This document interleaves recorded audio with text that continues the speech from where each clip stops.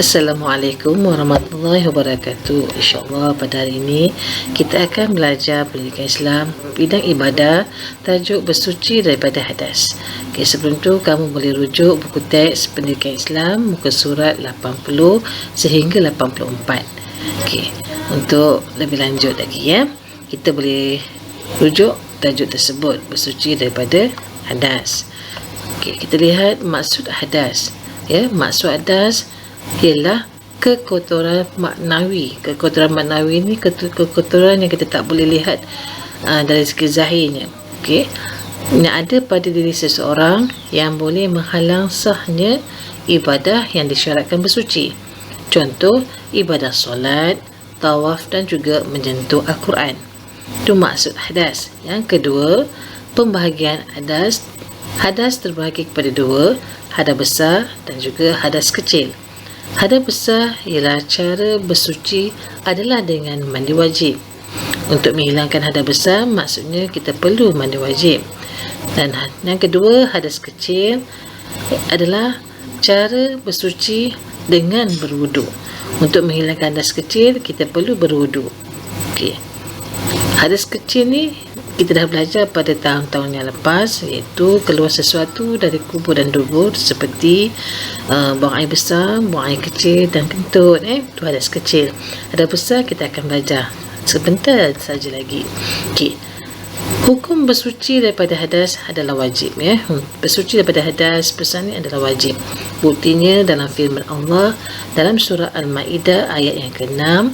Maksud ayat, jika kamu berjunub maka bersucilah. Okay.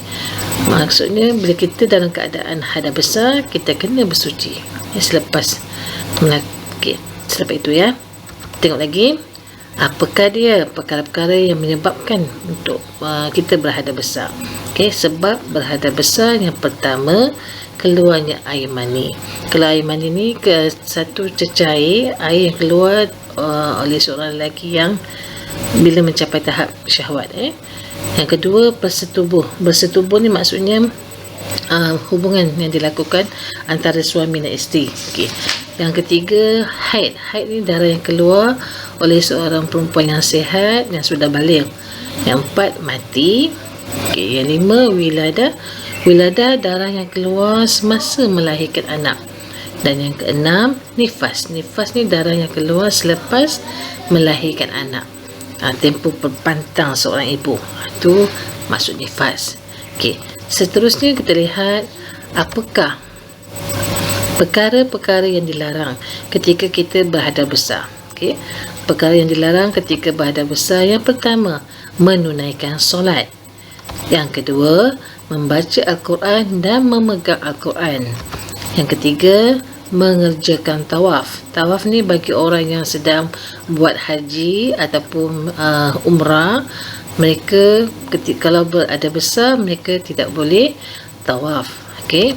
Kemudian berada di dalam masjid. Ini antara perkara-perkara yang dilarang ketika kita berhadas besar. Sekarang kita tengok bagaimana cara, kaedah bersuci daripada hadas ataupun kaedah mandi wajib. Okey, yang pertama, mestilah menghilangkan najis. Kalau darah haid ni dah kering. Okay. Dan yang kedua, membaca basmalah, bismillahirrahmanirrahim. Yang ketiga, niat. Okay, bacaan niatnya, nawaitu raf'al hadathil akbari lillahi ta'ala. Sahaja aku mengangkat hadas besar kerana Allah Ta'ala. Yang keempat, membasuh tangan 3 kali. Yang kelima, membasuh kemaluan, iaitu menghilangkan najis yang ada pada kemaluan kita. Yang keenam, mengambil wuduk. Yang ketujuh, membasuh seluruh rambut di kepala dan di telinga. 8, menjerus air ke seluruh anggota badan dari atas rambut sehingga ujung kaki. Yang ke-9, menggosok-gosok bahagian sulit dan lipatan. Bahagian sulit kemaluan kita itulah, dan juga lipatan yang ada siku, lipatan peha, kalau perut-perut yang besar, bawah perut dan sebagainya. Dan yang terakhir, membasuh kaki. Ini antara kaedah bersuci, kaedah mandi wajib. Perhatikan 10 perkara ini. Ada 3 perkara yang berwarna, Ustazah tulis dengan tulisan berwarna hitam. Itu bermaksud perkara-perkara sunat. Yang selainnya itu perkara wajib, mesti kita lakukan semasa kita mandi wajib, semasa kita bersuci daripada hadas. Okey, tengok seterusnya, kepentingan mandi wajib. Kepentingan ni faedah kita mandi wajib, apa kita dapat. Okey, kita tengok dari segi jasmani, jasmani luaran kita. Okey, badan kita akan menjadi lebih bersih dan segar, sihat tubuh badan, membersihkan diri daripada bau dan kuman. Kita akan berasa selesa untuk bercakap dengan orang.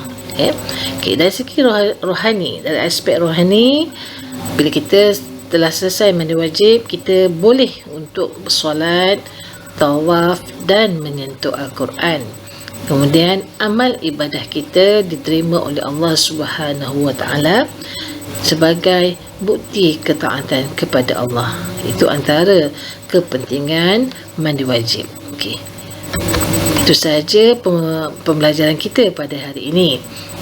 Okey, seterusnya Ustazah ada sedikit latihan untuk kamu. Kamu boleh buat latihan ini dalam buku tulis Pendidikan Islam. Okey, soalannya ialah nyatakan maksud hadas. Yang kedua, jelaskan pembahagian hadas. Yang ketiga, bina pertabuih perkara-perkara yang menyebabkan hadas besar. Dan yang keempat, Aminah telah mengalami haid selama beberapa hari. Bincangkan apakah yang perlu Aminah lakukan, sama ada semasa haid dan juga selepas kering darah haid.